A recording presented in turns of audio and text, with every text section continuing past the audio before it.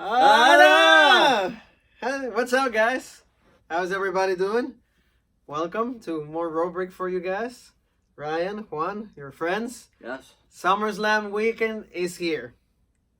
And we're going to start with a NXT Toronto review. We got Takeover. Yes, the real show. The show that everybody's actually waiting for. The show that delivers 9 out of 10 times. And we're going to talk about what took place, our reactions, thoughts, and in some respects, what do we think about the show. Maybe some of us will say it was a great show, or we like some of the matches that other people didn't like, and some of the results, and so forth. We're going to give you our review of NXT Takeover Toronto. And we're going to start, Ryan. You're going to take us through the very first match that took place, the match that opened the show, the NXT Tag Team Championships, the Street Profits against the Undisputed Era. Yes, I thought this was a very good tag team match. Again, WWE's nowhere near where AEW is, obviously. But when you compare NXT Tag Team Wrestling towards the, if you want to say regular brands, yes, Raw and SmackDown, it's far superior. I do like the Street Profits. I love the Undisputed Era, obviously. I'd like to see their division grow a little bit more, have a little more teams down there, and I'd like to see NXT as a whole grow as a brand more. Mm-hmm. But this match was very good. It had all it needed. It had its spots everywhere. Different things. Both teams look strong. They did. They both look legit. Strong. But in the end, in my opinion, the right team won. The Street Profits retained. They needed to. You don't need to keep putting the belts back on the Undisputed Era. And in the end, the right thing happened. And I think the Street Profits winning, no doubt, the right decision. It was the right decision. I feel that how the pay-per-view started, it was with the idea or the focus that the Undisputed Era was going to win every single title, and they wanted to emulate what Evolution did at that time. Yes. Which to me and you and me love Evolution. Yes. That was a great time when all of them had gold around their waist. But in this case, I feel that the Street Profits needed to retain because they're also being featured on Monday Night Raw. Although they have a bullshit role, because they have to just pretty much they're like journalists or they just talk about what's going on in the main roster. So I don't really understand what's going on with the Street Profits when it comes to the main roster. Yeah. But when it comes to NXT, is they're a great tag team, and like you said, it will be unfair to just see the Undisputed Era with the title all the time. Yeah. So again, going to a great point that you just made, I feel that they need to feature more teams. Yes. Because is a legit pair up. Is really good matchup to see the Street Profits against the Undisputed Era. But how many more matches can you go through? Yes. They need more teams because I feel that the Undisputed Era's time is passing by. I think that they need to change something to get us still interested in what they can do. Yes. So they did a great spots throughout the match. Kyle O'Reilly, Bobby Fish, great wrestlers. Same thing for the Street Profits.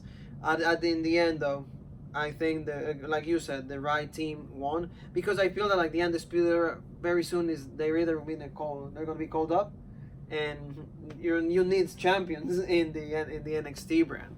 But going along what you said, Ryan, I feel that the tag team division in NXT is far more superior than when WWE is. And you don't need a lot of work for that. You don't need to be extremely better to do so, correct? No. When it comes to it, in my opinion, NXT gives their tag teams a lot more leeway. They let them go out there, they let them perform, they let them wrestle, and on the main roster, they don't let them do that. Yes. They don't let them tear the house down. They don't give them any time to really steal the show or show what they can do on the main roster. So, unfortunately, tag team wrestling is sort of lost in the shuffle. like a lot of other wrestlers who are just in singles competition. Yes, and I feel that what you just said is really interesting. That even though they're main event players as a tag team, they're not featured as main event, and that's the thing that we said that AEW is way different because the Young Bucks, they feel the main event. Yeah. They don't feel like just a tag team or like there's the first match in the card. They are the main event. Yeah. So I feel that like it's very important to mention that because despite the fact that like in NXT they do things right, AEW when it comes to tag team is far more superior and they haven't even started. Yeah. And I feel that like if they will give us more tag teams now, we will get familiar with them, we'll get invested in them. But I think Triple H needs to start giving us some more tag team competition because tell me other the Undisputed Era and the Street Profits, what other tag teams do you have, or who do you see in contendership for the NXT tag titles? That's where I'm at a loss. We don't know. We don't know what's going to happen after. Yeah, that's where you're kind of at a loss right now. You can maybe throw out a couple names, but right now, I mean, you need to build up more people. Yeah, you need to start building up, especially because we will touch this subject later on. But I think after starting tomorrow, there are going to be a lot of call-ups, and we're going to see a lot of people from NXT debuting or semi-debuting in the main roster. So that's what we're going to talk about when it comes to the tag team championship match. Now we're going to go to Io Shirai, the Princess of the Sky, against Candice LeRae. Ryan, what are your thoughts about this match? This might have been my favorite match of the night, simply because WWE claims to have this women's agenda or revolution, whatever they keep calling it, where they really don't. If you're not blonde or blonde with big tits, nice ass, you're not going to be featured on television. You have so many talented women on the main roster. Ember Moon, you have Asuka, Kairi Sane, you have Ruby Riott. I mean, she's currently injured, obviously, but she wasn't being featured anyway. Even Liv Morgan and Sarah Logan, they were getting better. They were getting better. You have so many talented women. Even Bayley right now, I mean, she's good. She's an excellent wrestler. You have a Sasha Banks, but these women aren't currently, like Bayley has a decent title run right now, but you can tell she's not supposed to be the number one. And we know why they're doing that. Yeah. Because Sasha left. That's the only reason that they're doing that.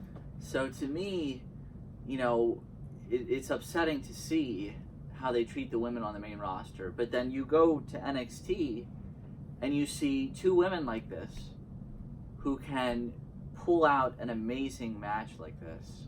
This to me was probably the best women's match I've seen since Bayley versus Sasha in NXT Takeover Brooklyn. And that's only my opinion. And that's a few years of what we're talking about. Oh my gosh, that's long. Yeah, long. It's at least 4 or 5 years. That what you're saying? I believe so. Yeah. Now again, that's only my opinion. There have been other matches now these are matches in NXT. I'm not going to compare any women's matches on the main roster because I don't think they come close. I might compare what Ember Moon and Asuka did in NXT, or a Nikki Cross and Asuka. I would say that. I would say those matches were very good. Yeah, I would say that. But this match was excellent. These women tore the house down.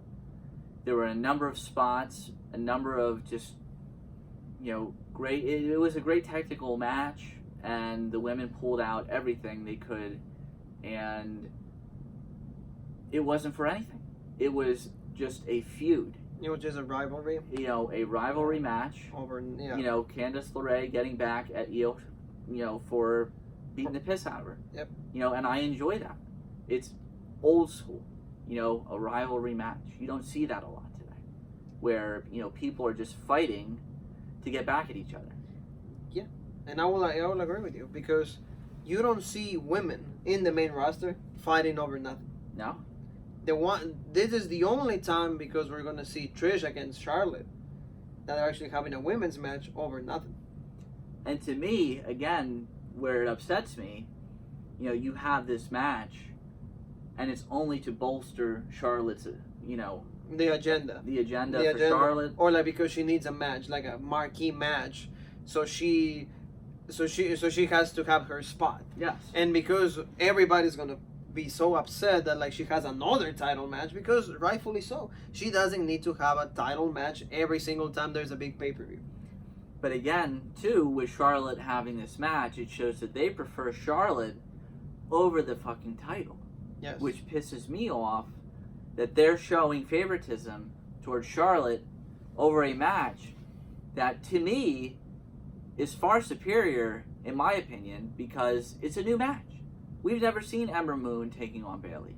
And those two can go out and have a great match. And to me, they're going to hold them back and not allow them to have time, because they're not going to want them to outshine Charlotte, because they want Charlotte to be the best. Yes.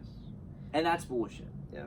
I don't have any intrigue. I don't have any desire to see a 50-year-old Trish Stratus, however old she is. She still looks incredible. But to me, Charlotte's going to have to carry that match. She's the younger woman. Trish can't go that.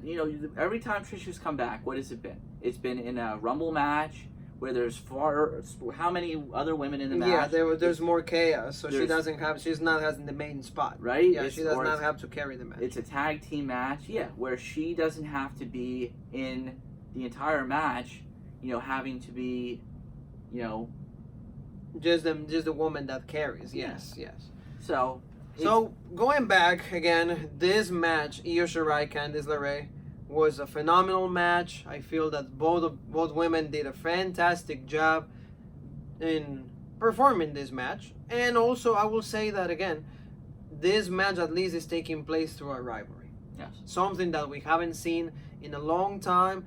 It made Io Shirai go heel, which is good. I'm not against it. It is showing another persona of her, another gimmick. She's more like a badass now. She doesn't care. She just wants to be on her own. And Candice, like you said, when we talk about before the show, they're preparing her to be the new babyface. For me, I do think that. I think they're trying to make her the babyface and the one that's going to take on Shayna Baszler at some point. I think that's what they're trying to do, and this was like a test for Candice, and I feel that like she's easy gonna be the new Johnny Gargano. She's gonna be like her husband, and when it comes to be a babyface. When it comes to Io Shirai, great wrestler. I will say again, and I told you this before, I didn't like that Candice kicked out of the moonsault, because that's her finisher. And I feel that some finishers need to be more protected. When it comes to the ending, at least the submission and everything, Io Shirai takes the win. It's important because Io went heel, and you need to give her something after the 3 consecutive losses that she had to Shayna Baszler. I agree with you about the finishers. Mm-hmm. In WWE, I don't think they have any protection whatsoever when it comes to finishers. I think it's so far gone now that they just don't care anymore. Mm-hmm. I mean, we'll get to it later, but you saw it was a spot fest in the main event where they were kicking out of everything. So I don't think they care anymore. I think they need to be more careful when it comes to that. For example, and we will mention this many times, how AEW or even New Japan protects the one-win angel. When Kenny Omega hits that, you know that is done. Yeah. You know that like the match is over. And when it comes to WWE, the only finisher that is protected like that is the spear. Yeah. Roman Reigns' spear. Yep. So I feel that like that's the one thing that bothered me from the match, is just the fact that when Io Shirai hit the moonsault, Candice kicked out. Because it should have been over. But maybe because she's heel, she needs to have like another finisher, and that was like the submission hold that she used against, and she made her tap out. In a scale of 1 to 10, what would you give that match? For me, I would definitely give it probably an 8 or a 9. Okay, I feel that is a fair judgment because it was a great match, and I think that again, you're portraying women in a really high level when you have both of them fighting over nothing. Yeah. And you know what? And I love the fact that NXT keeps the format of the pay-per-views only 5 matches. You know, you are able to enjoy time when it between matches, and you let the wrestlers develop this story. They go through moves, near falls, and all of that. When in the main roster, we don't see that. Yeah. Everything feels rushed. When it comes to NXT, you see how they take their time to tell you the story, and when they need to like sprint it, they do. Mm-hmm. So I feel again, I think this is the beginning of a new baby face in Candice LeRae, and I feel that Io Shirai will stay as heel, and maybe in my opinion, I was telling Ryan this, they should have a triple threat match. I would like that. It will be Shayna Baszler, it will be Io Shirai, and Candice LeRae for the NXT Women's Championship, and Shayna will have to drop the title to either one of them. I would enjoy that because then Shayna doesn't have to be pinned. Exactly. And she can go to the main roster like undefeated also. Yeah. Or at least she didn't take the pin. So moving along, well, Ryan, 2 things. You agree with the Bleacher Report, saying that the Street Profits and the Undisputed Era, they gave it like an A grade.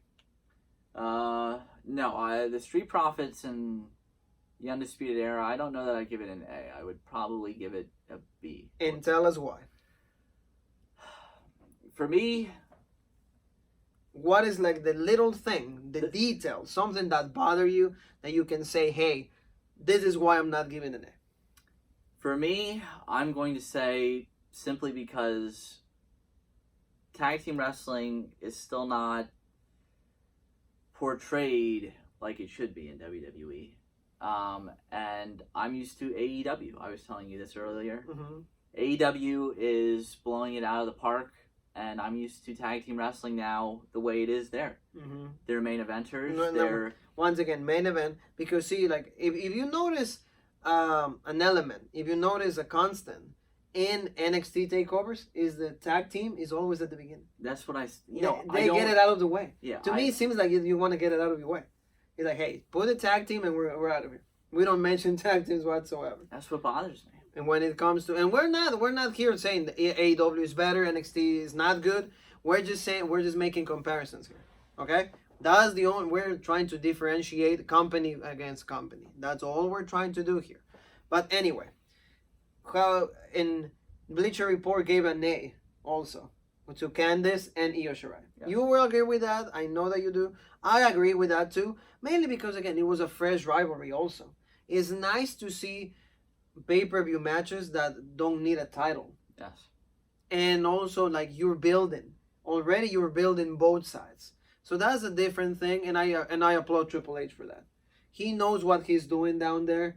Let's hope that the reports that we've been hearing as of late that Vince McMahon wants Fox Sports 1 takes ownership of NXT. Vince is going to be more in charge of NXT. That to me is actually a negative, and it's going to work as a detriment for what NXT is. It'll be awful. They want to bring it to 2 hours as well. They want to bring in 2 hours, so we can tell that like the hand of Vince McMahon is starting to touch that, and we know that when Triple H creates, Vince McMahon destroys. So let's hope that doesn't happen, because like I said, Takeover is something that everybody awaits. It's something that we all want to see, and I think after every Takeover, we all have a single thing to say that is actually we're good. We enjoy this. It was good. So let's hope that doesn't mean that in the near future we're not going to be able to say that anymore. So in the next match that took place is the NXT North American Championship. Velveteen Dream defending against Pete Dunne and Roderick Strong. Ryan, what are your thoughts about this match? Triple threat match. Fantastic match once again. I enjoyed a lot of the elements in this match. You had 3 guys who, to me, are very different. Three different styles. But I just enjoyed a lot of the chaos in it. It started off with Pete Dunne and Velveteen kind of teaming up on Roderick Strong because he said, "Pay attention to me." So they did and beat the shit out of him. But then you saw throughout the match just a number of different things, a lot of high impact. I noticed in NXT they can do a lot more stuff than you can do on the main roster, simply because it's on the network, where, you know, that's what I want it to remain on the network, because you can do that then. You know, you can do the big knees and the strike knees that like Kenny Omega does, and the elbows, the big trigger, stuff like that. Yes. You know, I like that. I want to see that. You know, I want to see the high more impact. physical, you know, more physical, physicality. Physicality, yeah. You know, and you saw that throughout this match. I really enjoyed it. Pete Dunne, I like his style. You know, his when he turned the fingers. You know, I enjoy that. You know, just all the certain things that went into this match, because Roderick Strong is, you know, very underrated in my opinion. I like that he joined Undisputed Era, but to me, certainly could be a singles competitor and just have the North American Championship. I feel that he could be the North American Championship. I mean, the North American champion, I'm sorry. I think that he has enough qualities to be a singles competitor and be a champion. He is a really, really good wrestler. Yes. Like you said, very underrated, mostly because I don't think that he's great at promo. Yeah. But the promos that he had with this match, they were good. They were good. I think that like maybe they paired them up with Adam Cole in the Attitude Era so he can become better at it. Yeah. So I feel that, again, these three guys can always tear the house down. They can give us great matches, and this is what they did. They did. The Velveteen Dream in itself is just a jewel. Oh, no doubt. Is a jewel that hopefully when he goes to the main roster, they don't destroy his character, because the gimmick suits something like NXT. Yeah. Or like an AEW, something like TV 14. And we're not saying that because the Velveteen Dream happens to be metrosexual or any of those qualities. It's just because the Velveteen Dream is just a weird character. It is a weird character. It's but unique. It's mystique. There's a lot of you know, it's different. It is. It's like what Goldust represented in the early 90s. Like 96. 96, 97 is what Goldust represented for. And to me, they need to keep that mystique around that character and not ruin it when he does come to the main roster, which they will do, because Vince McMahon doesn't know what the fuck he's doing anymore. So to me, it was the right decision in the end. They kept the belt on Velveteen. To me, I like long title reigns. They're doing the right thing by doing that. And to me, I want to keep seeing him reign right now until they find the right person to take the belt off of him, which I don't see yet. Right now, I don't see the right person. I mean, I'm looking, but I don't see the correct person right now to take the belt off of him. If anything, I would have said Roderick Strong. If anything, I would have said Roderick Strong. As of right now, I'm not saying it's a bad decision, but I didn't see that being the right decision yet. I would have been okay if Pete Dunne would have won it anyway. But see, to me, Pete Dunne, again, yeah, because you need something for Pete Dunne. Because after he lost to Walter, then what's there for him to do?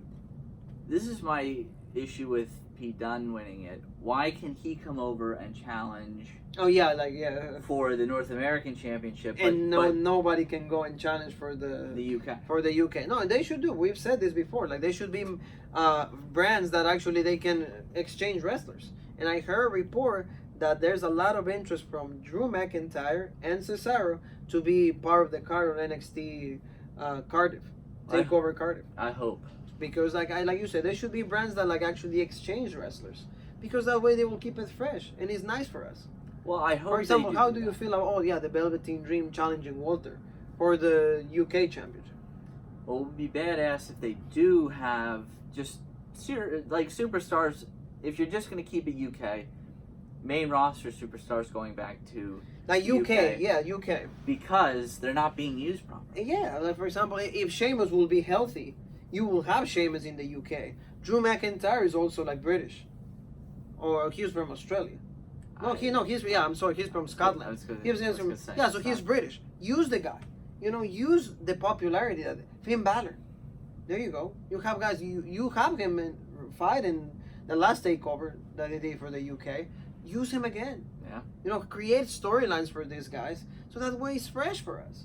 Because then you see this Finn Balor that is probably gonna lose against Bray Wyatt, because why do you even have a match that you know is gonna lose? Yeah.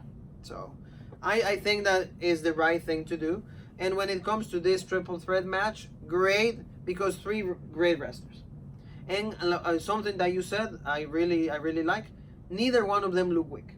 Mm-hmm. Neither one, in the end, neither one of them look weak. Roderick Strong hit the finisher on Pete Dunne. Before that, the Velveteen Dream hit the Death Valley Drive. And then before we know it, the Velveteen Dream climbed on the top. And then the, what is it, the Purple Man? I think it's called the Purple Rain. The Purple Rain. Elbow. Pete Dunne took 3 finishers. And then done. Yeah. The Velveteen Dream in the end, he retains his North American Championship. And I feel that rightfully so, because besides the Velveteen Dream and Adam Cole, I think NXT needs to start developing newer stars. Yeah. Because the main 2 stars in NXT right now, besides Adam Cole, is the Velveteen Dream and Johnny Gargano. And I feel that now, at least in my eyes, if Johnny Gargano is being called up for the main roster, maybe you should have a champion against a champion in the next takeover. That would be nice. Winner takes all. Because now that they're doing that for the second, they did that 2 times already. Why can't they do that at that 3rd time? Winner takes all. And knowing Adam Cole was already a North American champion, he can be a 2nd time. So I feel, again, it was a great match. There was a lot of great spots, and I feel the 3 men look good. We'll see what's next for the Velveteen Dream and what's next for Pete Dunne and Roderick Strong. But I would like to see Strong either challenging Adam Cole. That for me will be great, and that's an idea that I just gave to Ryan. Be one of the members of the Undisputed Era challenging the leader of the Undisputed Era in Adam Cole. We're going to go through the next match that happens to be the NXT Women's Championship. Shayna Baszler versus Mia Yim. Ryan, you saw this match from the beginning until the end. Tell us your thoughts about it and why you don't agree with the Bleacher Report that gave this match an A. To me, I didn't like the chemistry between them. Although the report said that they had a lot of chemistry. You're really calling them out. Yeah, I was not a big fan. We call everybody out in this show. To me, nobody's safe from row break. Nobody. To me, yeah, I was not a big fan of the match. To me, I will say they told a story. In the beginning, Mia Yim was able to injure Baszler's arm, so that told the story throughout the match, which was nice. I like seeing a story told throughout the match. That's at least old school. But other than that, it was very, I want to say, lethargic throughout the match. Nobody throughout the crowd was into it. They were much more into, the Candice LeRae and Io Shirai match. Where this match, I didn't feel a vibe throughout the crowd. An NXT crowd. And they're very into this stuff. Yeah, they're more energetic. And in this case, we didn't feel any of that. No. And in my case, I feel that I know Mia Yim is a great wrestler. Same thing I can say for Shayna Baszler. She's the champion, but neither one of us is completely invested in both. No. And to me, Mia Yim is more to me like a heelish character rather than a baby face. So to me, it was like 2 heels going against each other. And when it comes to that, I don't find a lot of credibility seeing Mia Yim challenging for the title. Neither for her to win it. For that reason, I was like, I know who's going to win. Yeah. Shayna Baszler is going to retain. They're just having this match just to have Shayna with an opponent. Yeah. And in this case, if you would ask me who I would have done, if I didn't have Io and Candice, I would have had Bianca Belair once again. You could retake that story and be like, hey, when you beat me last time, it wasn't fair. You're both friends with me, and I just want my rematch. But you just chose Mia Yim in this case, and like I said, she's a great wrestler, but I don't think the NXT universe, or either us, we were as invested as we could have been when it comes to a Io Shirai or Candice or even Bianca Belair. Bianca Belair is a great wrestler, and like you said, I feel that like even her character can be considered like a little over the top. I think that Mia Yim wasn't even able to portray that. No, you could tell, I want to say, just when she came out, that just nobody was even into it. You know, where when Bianca Belair, when she did wrestle, I remember when they had that match at one of the takeovers, people were into the match. People got into it. People thought she was going to beat, Shayna Baszler, yeah, yes. they thought that, because she had the Fujita clutch Yeah. or whatever it's called on her, and and she power up. She did. She power up. She got up, yeah. Twice, I believe. Yeah. And she, to me, is much more athletic than Mia Yim. And her character is more over. Well, she has different elements too. To me, she's more charismatic. Yes. Stuff like that. Yes. Where I don't know. They were trying to tell a story with Mia Yim about the fans being behind her and stuff, where if you went into just watching this match specifically, I didn't see any fans behind her. I didn't, there was no crowd reaction for her. And she used dirty tactics throughout the match, pulling hair, gouging eyes, and that's not proper of babyface to do that. No. I mean, only Hogan can. Yeah, only Hogan's the one who can. Only Hogan can pull that off as a baby. But what we're saying is that in this case, if you would ask me, and I think that Ryan, you will agree, they dropped the ball choosing the opponent for Shayna Baszler. To me, I don't know what they were waiting for to take the belt off of Shayna. Or what was the intention behind this match? Yes, I'm not quite sure. I'm assuming they're waiting for Ronda to come back. I mean, that's what I'm assuming. I'm assuming they're waiting for October, and Ronda's for Fox. I'm assuming coming back at that time, and then Shayna will be coming up. So that's what I'm assuming they're waiting for, and then the title will come off of Shayna, and she'll be making her debut. And then the four horsewomen will be reunited, and hopefully they can do this 4 against 4. It'll be probably Survivor Series. It will be a Survivor Series thing, and you know why? Because also like on WWE 20K, whatever it is, the showcase is going to be about the 4 horsewomen. So you can tell there's seeds right there for you. The fact that they have that, it tells me that at some point throughout, and like you said, most likely Survivor Series, there's going to be the 4 horsewomen from UFC against the 4 horsewomen from the WWE. If you've made it this far, do not buy 2K20. It's going to be the same thing as 2K19, 2K18, 2K17, 2K16, and 2K15. All of them. The same thing. Okay? So don't buy it. We'll have to buy it because we're just gonna have to do gameplay. But anyway, so in the end, one thing that I did like is that Shayna Baszler used something different to make Mia Yim tap out. Yes. And it was a triangle choke. Yes. Ryan, take us through the last sequence of the... Well, in the end, like I said, they were telling a story when she went for the Kufita Kira Fura. Whatever it's called. When she kept trying to lock it in, Mia Yim kept going for the right arm. I'll use my left arm because I can't use it. Because it's done. But every time she would pull at it, and apparently it was so injured that, she couldn't lock it in.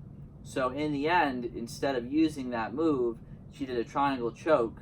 And she didn't do the traditional triangle choke where you use your legs and you have one arm gripped in, where the head's in, and you have one arm gripped in. She just used the legs. Okay, I've only seen that triangle choke used by Kurt Angle, I believe.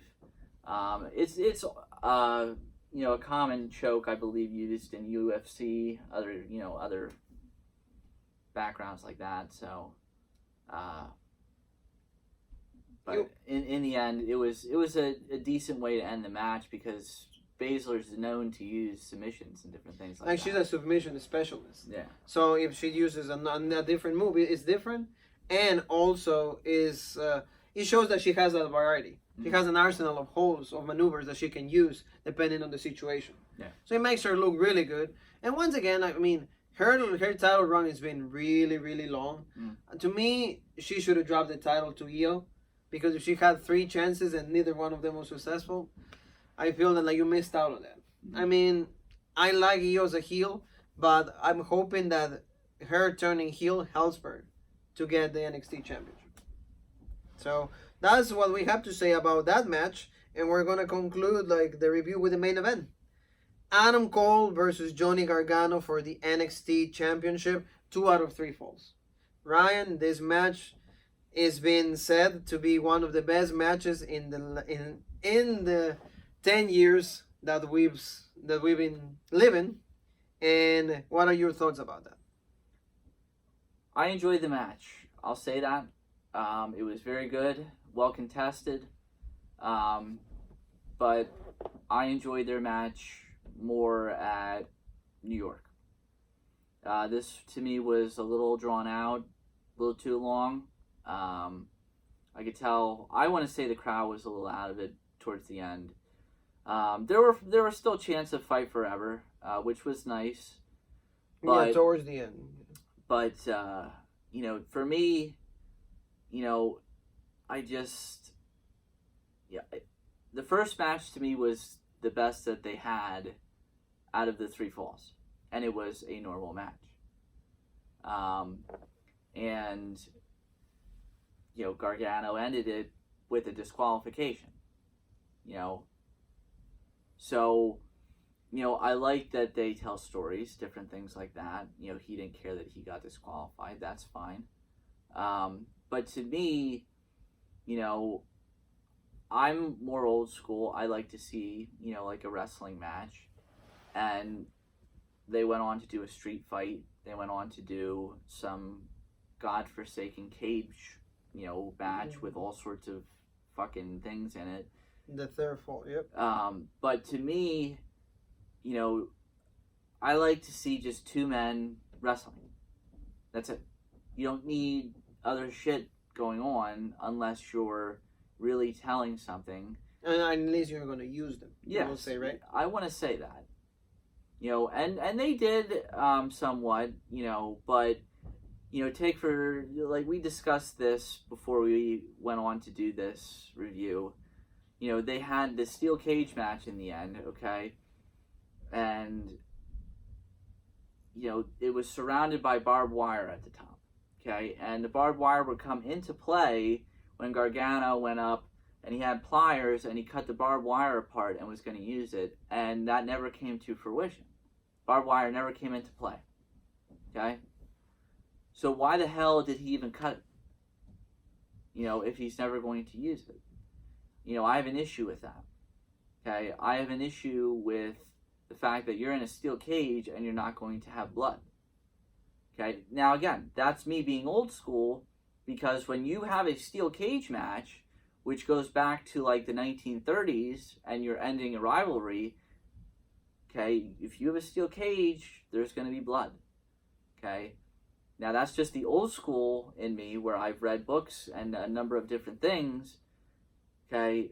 There needs to be blood if there's going to be a steel cage match, especially if there's fucking barbed wire involved. Hell, the podcast guy that I listen to compared this fucking match to the 1998 Hell in a Cell match that was Undertaker and Mankind. What was the exact Twitter from that? I'd have to look it up, dude. But it said, this reminds me of the closest thing we've seen since The Undertaker against Mankind. And that's you, JD. You said it. And to be, he was fucking high when he said that, because this match was fantastic, no doubt. But there were no moments that came close to what that Hell in the Cell provided. Okay? I never saw anything that came close to what that Hell in the Cell provided, with a man flying off the top of that fucking cage. Okay? And don't come at us with fucking Shane McMahon coming off of it and stuff, because you fucking knew going into that goddamn match that he was going to go off that cage. There were reports that we're going to do that. Yeah. Okay, you knew they were rehearsing the spot. They forever. rehearsed it. They had precautions ready. There was no way in hell that you knew that Mick Foley was going off that damn cage. Okay? And the fact that he went through it again, and he's still alive and able to tell us about it, is fucking amazing. And I can tell you, okay, when he went off of it and went through it, okay, separated shoulder, okay, internal bleeding, bruised kidney, okay, tooth went through his lip, okay, concussion. Okay, think of all the shit that happened to him. These two don't have anything near what happened to him. I doubt they have a fucking bruise on their body. How is that comparable to The Undertaker and Mankind? So, that's the only thing that we gotta say. But in the end, the right decision happened. Adam Cole retained. I'm fine with that. I just don't like that Johnny Gargano is always the one that takes the pinfall. In the end, he always looks like a fucking idiot and is always the one that takes the pin. I wouldn't say a fucking idiot. I shouldn't say that. But, you know, he looks strong in the match. In the end, he looks strong because you're going off a fucking cage through fucking 2 tables. How are you supposed to kick out of that? And after an hour, pretty much an hour and some minutes of complete punishment. Yeah. So, yeah. But in the end, Cole wins. No doubt to me, you're supposed to retain. You know, especially the athlete of, you know, Adam Cole needs to retain that. Yeah, no doubt. Adam Cole, to me, he needed to retain because he's the hottest thing of NXT. And to me, I will go ahead and say he's the hottest thing of WWE right now. I would agree. He is the closest thing to what we can say of Shawn Michaels. Many people will say Seth Rollins is. Adam Cole is 10 times better than what Seth Rollins will ever be. And that's a statement made by me. Well, Seth Rollins, I would say, could have been something great. But thanks to Roman. Well, I won't even say that. I just say, you know, Vince and his goons fucked him over. Yeah. You know, they have turned him into a sort of Roman Reigns-like character where we don't even want to see him on television. Exactly. So, once again, I feel that, like, again, we've seen 2 matches from these guys. 2 classics. A third one, you give me the same stipulation as the first one. So, already there you can see, like, okay, what are they going to do? First fall, regular match. That to me, again, like Ryan says, they have so much chemistry together that they can pull up, they can tell a great story without any toys, without any elements added to the match. The fact that, like, he got disqualified is actually even better. It reminded me a little bit of Brock Lesnar and Kurt Angle, the Iron Man match. That's what I thought of right away. You know, it's like he got himself disqualified because he knew he was going to get the second fall right away. And he does it. I love that sequence when he goes and throws Adam Cole into the chair and then he gets the Gargano escape and he makes him tap out in the street fight. Great thing when it comes to the cage and weapons surrounded along the cage. I just think that, like, if you're gonna mention and if you're gonna show the toys and the barbed wire, you gotta use them. Even Mauro Ranallo mentioned, oh, is there barbed wire around the cage? Yes, but then use it. Because you're just taunting the crowd. Taunting the crowd and taunting the viewer that is watching the thing. Especially because, like Ryan said, if this was their last encounter, if this is the match that is gonna end that rivalry, we needed blood. At least for me, you needed a little bit of blood. Hell, we can even mention Big Show versus JBL. That steel cage had barbed wire around it. They used it. And it was a bloodfest. JBL was fucking bleeding like crazy. It was a bloodfest. So to me, it's like, and we've said this many times already, guys, is in the network. Why can't you just give us blood? In this kind of stories, you need blood. It's a big rivalry between 2 men, and you put a freaking main title on the line. Why can't you and you have toys, you have a cage, you have all the elements for you to give me some blood. And we're not telling you wrestling is great because there's blood in it. No, but it's an element that is needed in order for you to tell a story. It's like, for example, you're telling me that, like, you're gonna watch Saw in the movie theaters and there's not gonna be any blood. Are you gonna be happy with the movie? No, because blood is needed for you to tell the story. Same thing I can tell you about Adam Cole and Johnny Gargano. First 2 matches, absolutely great. But see, in the first match, Gargano was the hero, kicking out of everything. In the second match, Adam Cole is smarter more than Gargano. For 5 seconds, he wins the championship. You needed blood. You needed a different element to get me interested in this match one more time. And like Ryan said, the match, it was too long. It was just too long. It was a great match. We're not saying that, okay? The point of the matter here is we're not saying that we didn't like the match. It's just towards the end, everybody was just tired because it took too long. Yeah. And at the end, the ending is just a little bit weird for me. It's just both of them just fall from it and then went through the table. And then of course Adam Cole happens to be on top of Johnny Gargano. But like you said, that's a result of like just an hour of fighting. So it is understandable. But those two can put a classic anytime, anywhere. Put them to fight. Those two are going to deliver a 5-star match. If you ask for a grade, I will give you like a 9. For you, what would that be? I'd agree with you. It's a 9. Why? Here's something that we want to bring up to the table here. Right. Why do you think that Andrade Cien Almas and Gargano, NXT TakeOver Philadelphia, is better than this? For me, a little bit better storytelling. Mm-hmm. You had the girls involved. And simply because it was a regular match. I like regular matches. And those two men had a regular wrestling match. And to me, I didn't know what the hell was going to happen. Where in this match, I knew the outcome. I knew Adam Cole was going to win. I didn't see Johnny Gargano winning this match, no matter what was going to happen. I saw Adam Cole winning. Where going into that match, You really didn't know. I didn't know what was going to happen. You really didn't know. But I thought, and I still do think that match is superior when it comes to wrestling, and pure technique. Mm-hmm. I will say that, like, again, with you going with what you just said, the fact that they have the girls involved, it made a whole impact, and it made it so much different. The fact when Vega did a Hurricanrana on Gargano, and then that forced Candice to get involved in the match, it just told the whole story. It made it, like, from top to bottom, just a great storytelling. And there were so many near falls, and at some point you were completely sure that Gargano was going to become the champion. When he had the Gargano escape, and Almas somehow is able to grab I think it was the leg on the rope, and it was a rope break.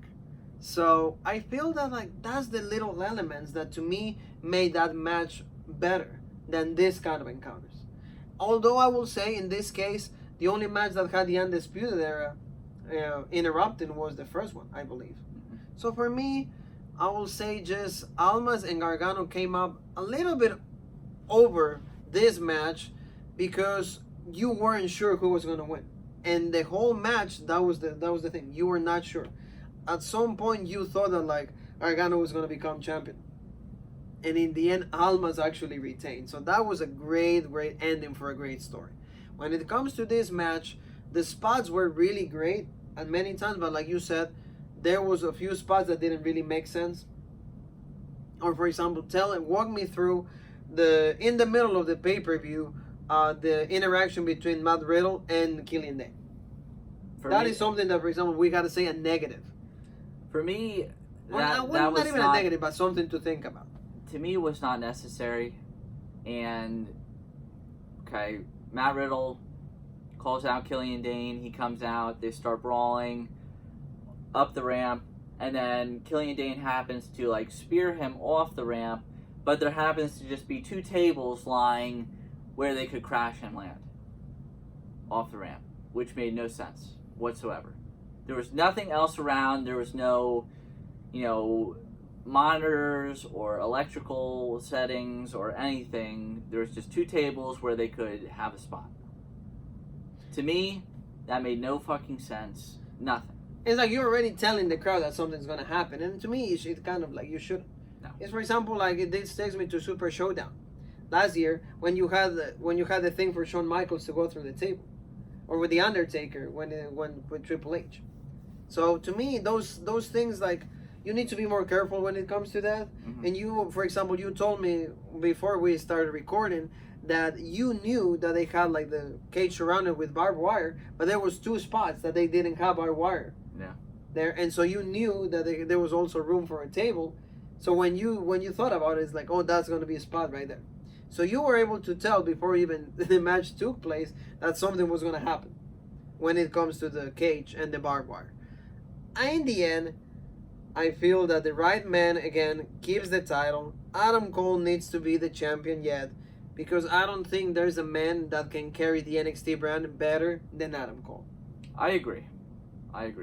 The whole Bay tour has been really successful. He knows how to carry the championship, and I feel, it's time for Tommaso Ciampa to come back. Hopefully. And he's gonna be the hottest baby face. Can you believe that? He was the most hated heel when he got Goldie around, and now he's gonna be the hottest baby face. He's gonna be chasing after Adam Cole and the NXT Championship, because he's gonna go after Goldie. If he doesn't get called up for the main roster. I hope not. And to end this review, Ryan, your thoughts about the rumor that Johnny Gargano is going to debut on Monday Night Raw? Awful decision. He'll be fucked up in, I want to say, 2 weeks. He will become a regular guy or a member VIP of Titus Catering, which to me, I feel that like he should not leave NXT yet. And if you're going to use him, please use him properly. You have a A+ player in Johnny Gargano. Hopefully he doesn't get called up, or hopefully he's not ruining the main roster, but we've seen so many examples of it. Ricochet, Bobby Roode, Nakamura, Samoa Joe, that in a matter of weeks, they went from being like main event talent to just members of catering.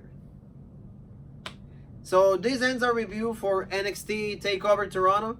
We hope you guys enjoy. We'll have more coming up for you guys. Subscribe, like the videos. We want to thank all the viewers for all the support. We really appreciate it. And once again, better things are coming for Road Break. We'll come back for you guys soon. Ara!